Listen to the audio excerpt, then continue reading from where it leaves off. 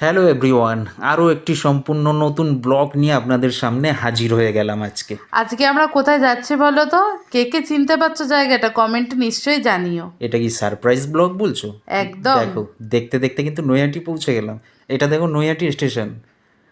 তো আজকে শ্বশুরবাড়িতে এসেছিলাম একটু বিশেষ দরকারে, তাই ভাবলাম বড়মা দর্শন করব না, চলে গেলাম দুজন মিলে বড়মা প্রণামের জন্য বেরিয়ে পড়লাম।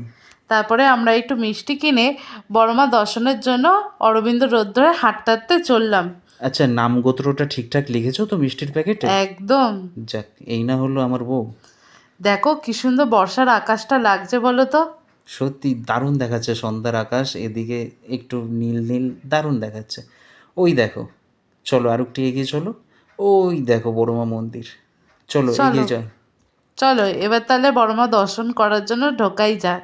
চলো চলো তাহলে ভিতরেই ঢুকি। ঢুকেই দেখি বড়মার এখনো পর্যন্ত পর্দাটা সরানো হয়নি, তাই আমরা কিছুক্ষণ অপেক্ষাই করছিলাম।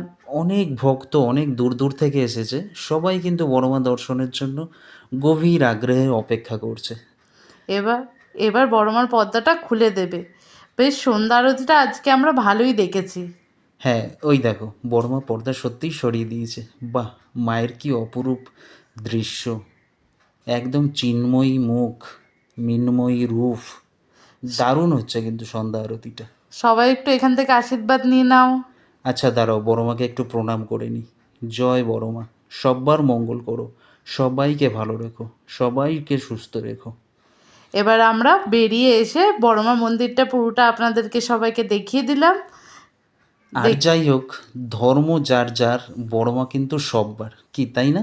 একদমই তাই। তো আজকের জন্য এইটুকুই বন্ধুরা। কেমন লাগলো ব্লগটা কমেন্টে কিন্তু অবশ্যই জানাবেন। আবার দেখা হবে সামনের ব্লগে। টাটা।